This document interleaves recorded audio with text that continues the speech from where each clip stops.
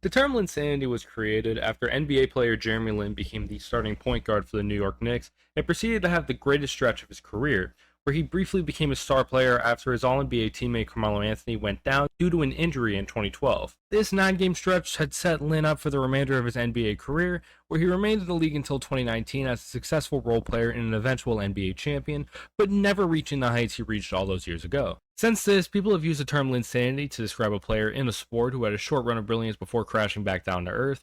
This has been the case in the NBA since, there have been cases in the MLB, and there have certainly been cases in the NFL, one of which we will be covering in today's video. Today, we'll be talking about the very brief Linsanity run of Kyle Allen in 2019. This is probably not a video you would have never thought I would make because of how obscure it really is, and honestly, I didn't really think I would be here either, but here we are. In this video, I will be detailing the incredible rise and the immediate fall of what should not have been.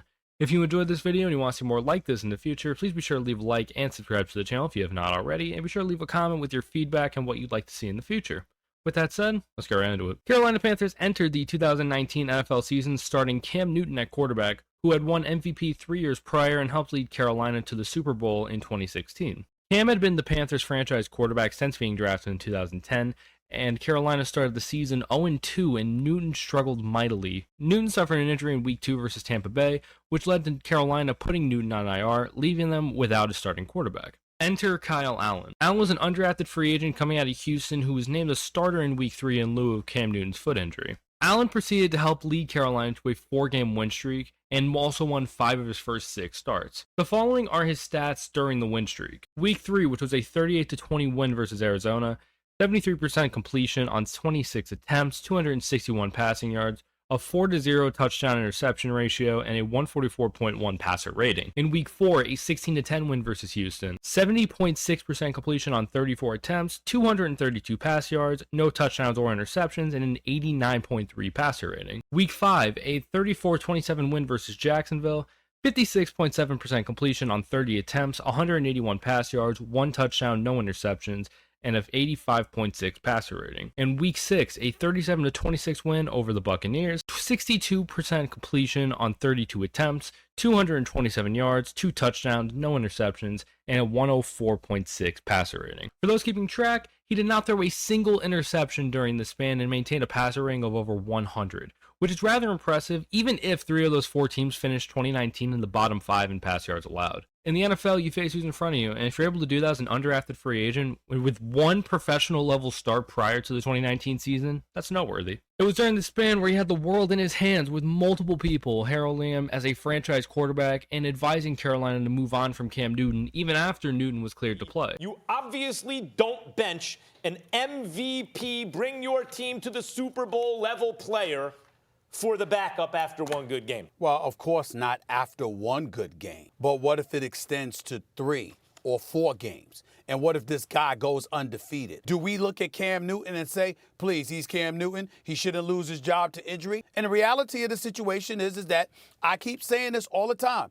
Cam Newton is an incredible athlete. As a thrower of the football, I have always said he's not, he's at best the 3rd best quarterback in his own division. I'm saying if Cam Newton is out and this guy, Kyle Allen, comes up in there and he continues to produce the way that he produced yesterday, if you're Ron Rivera, you got to consider that. Because if you're Ron Rivera, you got people talking about your own damn job security. And while they did indeed move on from Cam after this season, it wasn't in favor of making Kyle Allen their franchise guy.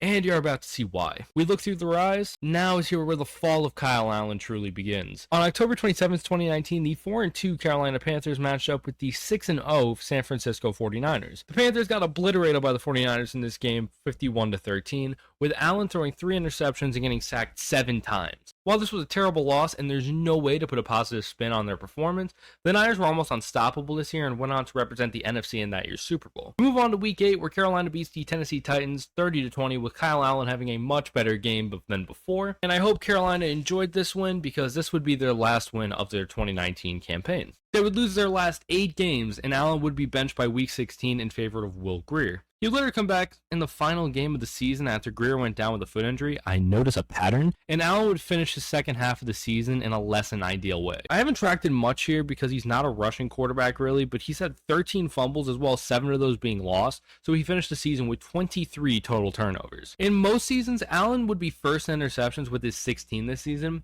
but luckily for him, a lot of picks were thrown and there were 3 people ahead of him, including Jameis Winston, who had just completed a 30-30 season. I also think it should be noted during this season, Carolina had the following on their roster: DJ Moore in his second year, Curtis Samuel in his third year, Greg Olsen in his second to last season and his last season with Carolina, and Christian McCaffrey, who became the 3rd player in NFL history to achieve 1,000 yards in both rushing and receiving. Following this rags to riches story, Allen was then traded to the then Washington football team for a 5th round pick, where he would start a handful of games, which led to a 1-3 record while putting up serviceable stats. He would be the backup for one more season before signing a 1-year deal with the Houston Texans, and he would take the starting job from second-year man Davis Mills in week 12, and as I'm sure you can imagine, it did not go well, and they went back to Mills 2 weeks later. He was on a 1-year deal this season with the Buffalo Bills, backing up all-pro quarterback Josh Allen. He's yet to see the field, and it'll likely stay that way unless an injury occurs, God forbid. In conclusion, I don't think the story of Kyle Allen is a sad one.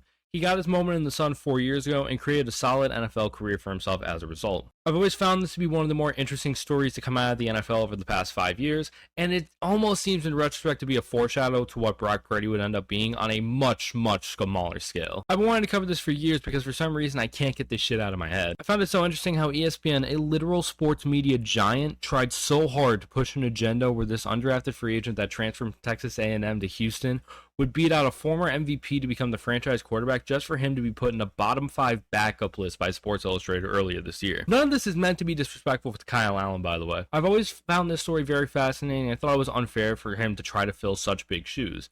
Like I said, he got his moment in the sun and created a stable career out of it, and I give him all the praise in the world. But yeah, that was the story of one of the weirdest Linsanity runs in NFL history. What do you guys think? Be sure to leave a comment down below giving me your feedback on the subject at hand, as well as a video you would like to see me make in the future. Thank you guys so much for watching, and I will see you guys next Saturday, assuming I don't get insanely busy like I did last week, which I apologize for, by the way. But yeah, that's it for me. Peace out.